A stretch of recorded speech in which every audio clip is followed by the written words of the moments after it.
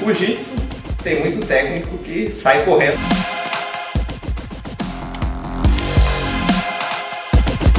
Nada desses aparelhos são um bicho de 7 cabeças.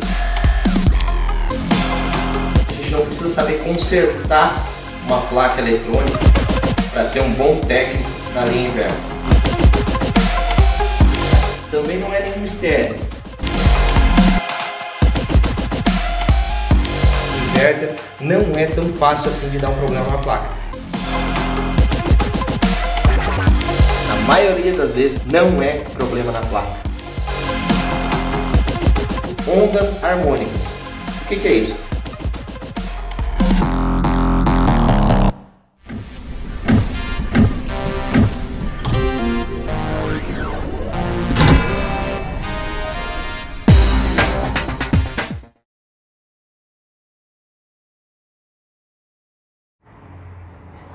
Fala, gurizada, tudo tranquilo? André da Tecnofrio. Gurizada, é o seguinte, a princípio hoje a gente vai falar sobre uma máquina que causa histeria em muita gente. O pessoal falou em Fujitsu, tem muito técnico que sai correndo achando que é um bicho de 7 cabeças, certo? Acontece bastante. Geralmente já anda acontecendo isso no sistema inverter. Mas pessoal, na verdade assim, nada desses aparelhos são um bicho de 7 cabeças. A gente tem que apenas aprender etapas. Eu não preciso ser um especialista eletrônico para saber qual o problema que pode estar acontecendo no inverter. A gente não precisa saber consertar uma placa eletrônica para ser um bom técnico na linha inverter. Detalhe, em primeiro lugar, como diz o meu amigo Job Ney Palmeira, é conhecer o circuito frigorígeno. Conhecendo bem a função, como é que é o funcionamento, a gente já tem uma noção legal de como proceder e como entender o problema. Por que está ocasionando ou acusando tal código de erro em tal máquina.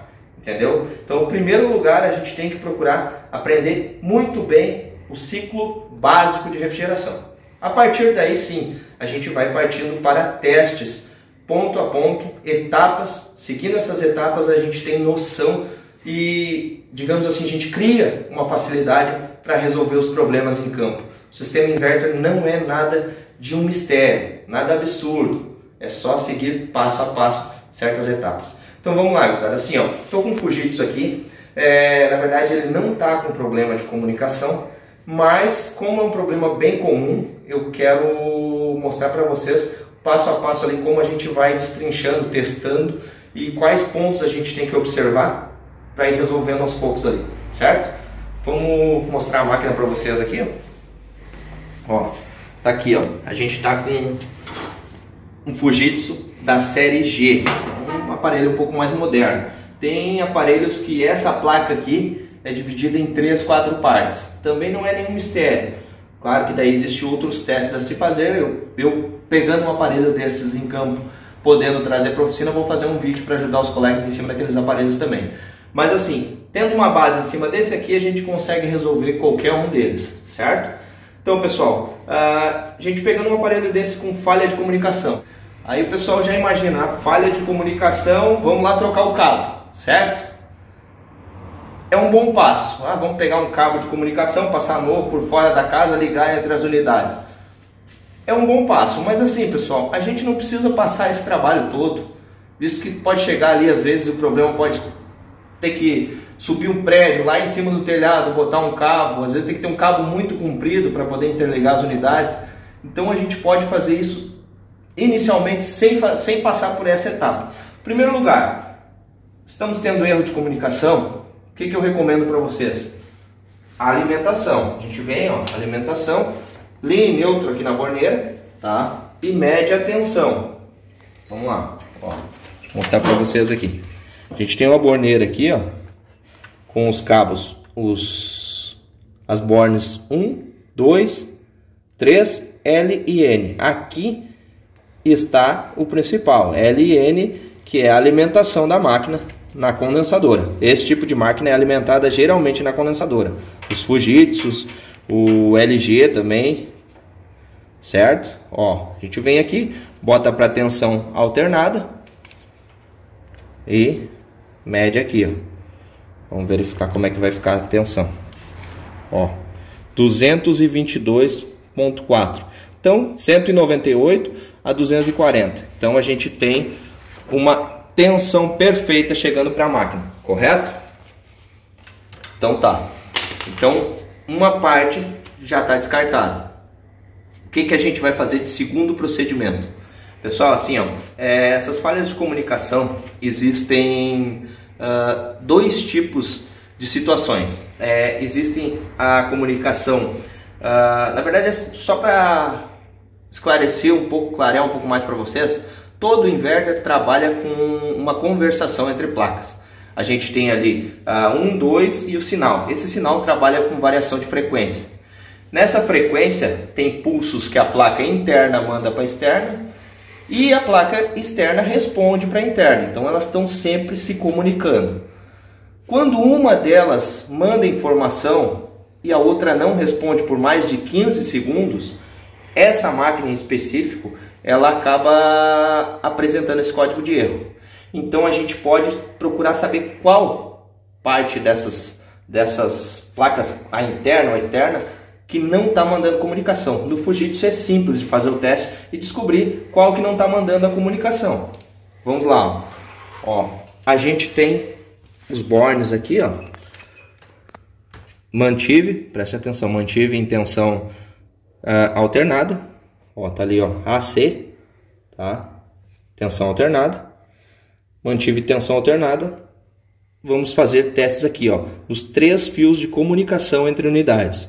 A gente vai pegar sempre o 3, que é o sinal de frequência que eu falei. E para a gente saber, ó, por exemplo, eu quero saber se a unidade externa está mandando informação para a interna. A gente vai pegar o fio 3, o cabo, a numeração 3 aqui na borneira, com a numeração 1. Vamos colocar as 2 ponteiras de teste. Aqui a gente tem que ter uma variação de tensão de 90 a 270 volts. Variando, não pode ficar fixo, estabilizado. Estando dentro dessa margem, a gente sabe que a placa externa está mandando informação para a interna. Ó, olha ali, ó. Estão vendo a variação? 90 a 270. Isso segundo o manual. Pode haver uma variação, às vezes um pouquinho abaixo, um pouquinho acima, mas estando variando nessa média de escala, tá legal. Agora a gente vai querer saber se a placa da unidade interna está mandando informação para a externa. Olha aqui, ó. Vamos colocar aqui comunicação, fio 3 e o fio 2. Aí a diferença de leitura de tensão é diferente. A gente tem que ter uma leitura entre 70 volts, pode ser um pouco abaixo, às vezes na base de 50, 45. Já peguei essa variação com a placa estando funcionando normal, mas o manual fala em 70 a 130. Mas essa variação às vezes varia um pouquinho mais. Não pode estar estabilizado nem muito baixo, nem muito acima disso. Ó, leitura, ó, 47, 70, 47, 97. Então tá mais ou menos naquela base que eu falei, até 130, de 45 a 130. Por experiência, por manual fala de 70 a 130. Mas eu sei que essa placa tá boa e funcionando perfeitamente. Uma verificação importante, pessoal. Tá? Digamos assim, isso a gente sabe que as placas estão se comunicando. Mas a gente botou a funcionar a máquina, daqui a pouco aconteceu o erro novamente. Tá? Mas as placas estão se comunicando. O que pode estar acontecendo? Pessoal, em primeiro lugar a gente chega no local e reseta a máquina. Como que a gente faz isso? Vai ali, desliga da rede, disjuntor, da alimentação da máquina e deixa em torno de 10 a 15 minutos desligado. Então, depois de desligada a máquina por esse tempo, a gente religa ela. Se ela voltou a funcionar normal e não apresentou mais falhas, o que pode estar acontecendo? A variação de tensão pode acontecer, é importante, aquela medição inicial que a gente fez. Também pode ter problema de falta de aterramento, tá? Ou pode acontecer um problema que pode ser um problema que vem acontecer esporadicamente, que é o tal do problema chamado de interferência por ondas harmônicas. O que é isso? Pode ter aparelhos eletrônicos no entorno. Geralmente hoje os aparelhos modernos trabalham muito com sistemas de tira-estores, tá? E isso pode causar uma variação de ondas. A gente sabe que a tensão trabalha com uma onda senoidal para poder alimentar essa máquina. Então, se a gente começa a ter variação de ondas, ela não reconhece a leitura de alimentação e pode ela entrar com esse erro de comunicação entre unidades. Então, às vezes, por ter muito próximo ali um aparelho, uma televisão, computador, impressora, aparelhos nesse sentido, podem ocasionar essas ondas harmônicas e ocasionar esse problema. Então é bom fazer essa verificação no entorno também. Não somente fazer testes achando que o problema está na máquina, ou simplesmente acusar a rede, dizendo que o problema é na rede da fornecedora de energia elétrica. Então, pessoal, são testes básicos. Mas beleza, verifiquei, não tem aparelhos próximos, não tem esse problema, a tensão está legal, as comunicações aqui estão funcionando legal, mas eu liguei, daqui a pouco mais aconteceu o problema novamente. Pessoal, o inverter assim, ó, vou desligar aqui da alimentação. O inverter assim, acontece muito essas falhas de comunicações por detalhes simples. Às vezes um mau contato nas comunicações, nos conectores da placa. Então a gente pode fazer essas leituras, se às vezes tiver uma variação, ó, não está mandando a informação correta da unidade interna para externa, ou da externa para interna, vice-versa, tanto faz. Se em algum ponto, quando entrou nesse código de erro, você veio aqui, testou e não achou, achou uma falha entre essas leituras de tensões e variação de tensão, definiu qual unidade está com problema, não chegue condenando a placa. Por exemplo, a unidade interna entrou o código de erro, eu vim aqui testar, é a unidade interna que não está mandando leitura para externa.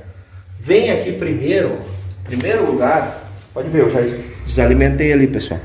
Tá? A gente vem aqui, ó, e começa a tirar um por um desses conectores.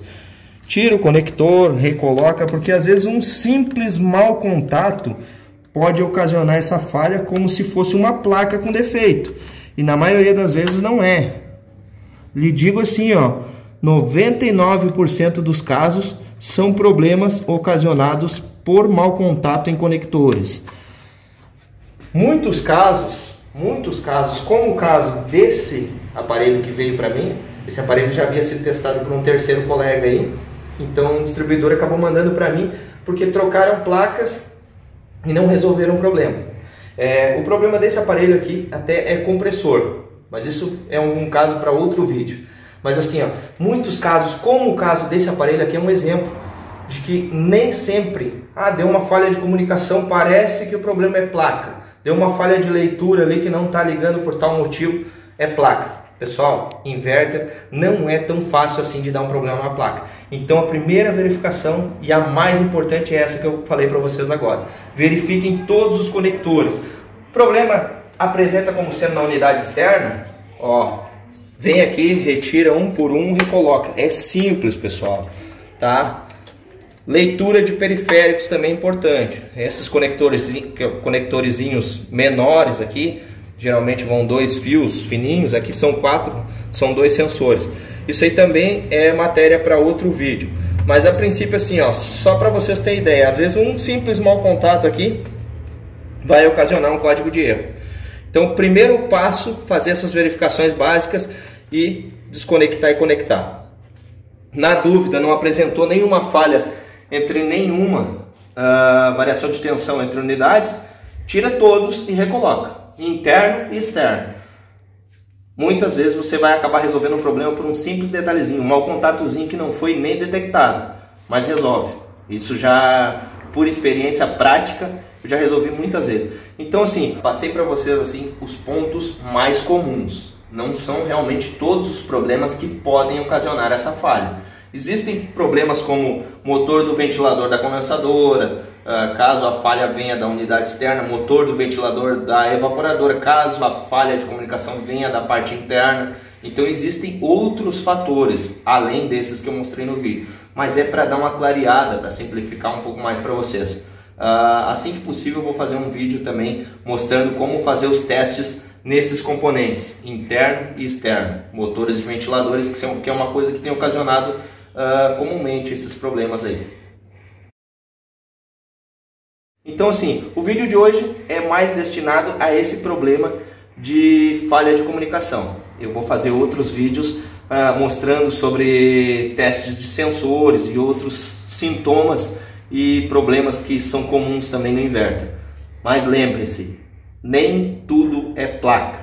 Na maioria das vezes, pelo contrário, não é problema na placa. Então é bom partir desses princípios básicos aí que eu acredito que a gente consegue, no mínimo 90% dos problemas, resolver sem muito estresse. Certo, gurizada? Espero que tenham gostado da dica de hoje. Não esqueçam aí de dar uma força pra gente, compartilhar nossos vídeos, curtir, comentar, isso é importante para o crescimento do nosso canal. A gente faz de coração aqui, destina o nosso tempo aqui, sem estar ganhando nada, nem R$1 para isso aí, mas simplesmente por amor à profissão e por querer ajudar os colegas, porque eu já passei muito trabalho no começo, tive dificuldades, porém tive pessoas de bom coração que puderam me ajudar.